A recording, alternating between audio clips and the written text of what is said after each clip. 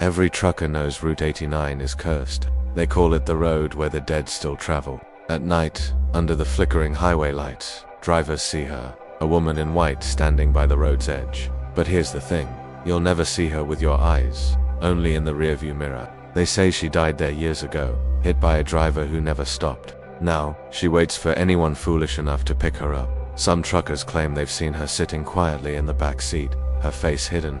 Others swear she whispers their names just before the engine stalls. No one has ever captured her on camera, but everyone who's seen her says the same thing. Once she appears in your mirror, you never drive that stretch again. Route 89 stretched across the Arizona desert like a scar, empty, endless, and silent. Long-haul trucker Marcus Hale had driven it 100 times before, but never at this hour. It was just after 3 a.m., and his radio had died miles ago. Only the hum of the engine and the flicker of passing mile markers kept him company. As he rounded a bend near the old rest stop, his headlights caught something, a faint shimmer by the roadside. He glanced up, but nothing was there. Then, in his rearview mirror, he saw her, a woman in a torn white dress, standing still under the moonlight, her hair blowing across her face. Marcus blinked hard. When he looked again, she was gone. Probably the heat, he muttered, gripping the wheel tighter. But the temperature was dropping fast, so fast his breath fogged the windshield.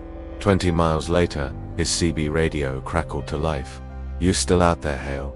It was Tommy, another driver. "Yeah, heading north." Tommy's voice dropped. "Don't stop for anyone. Not on that stretch." Marcus frowned. "Why?"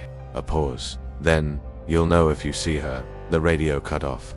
As Marcus approached mile marker 107, his truck's lights dimmed. He cursed and tapped the dashboard. That's when he caught movement again in the mirror. The same woman, closer this time, standing in the middle of the road. But when he turned around, the highway was empty. He pressed the gas. The road seemed endless, each mile stretching further than the last. He flipped the mirror upward, trying not to look, but curiosity won. He glanced one more time. Now, she was inside the truck. She sat in the passenger seat, her hands folded neatly in her lap, her head tilted slightly as if listening. Her face was pale and featureless, just a blur of white skin and hollow eyes. Marcus screamed, jerking the wheel. The truck veered off-road, slamming into the gravel shoulder. When he looked again, she was gone, the seat empty. His hands shook as he reached for his phone, but the screen glitched, showing static instead of icons. For a split second, her reflection appeared on the screen. Marcus sped toward the next gas station. When he finally arrived, the attendant took one look at him and said, "You saw her, didn't you?" The man pointed to a faded newspaper clipping taped behind the counter. The headline read, "Local woman killed on Route 89, driver never found." Beneath it was a photo of a woman in a white dress. The same woman. "She only shows up in mirrors," the attendant said. "She's looking for the man who hit her." Marcus didn't sleep that night. When dawn came, he decided to leave Route 89 behind forever. But as he climbed back into his truck, he noticed something that made his blood run cold: a handprint on the inside of his windshield, smeared in dust, right above the passenger seat.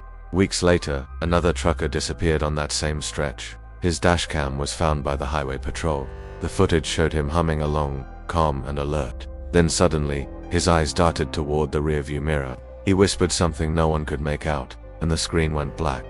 To this day, Route 89 remains a road most truckers avoid after dark. The few who dare claim they still see the woman in white, sometimes walking, sometimes standing still, but always behind them. And if you're unlucky enough to catch her reflection, remember one rule: never look twice.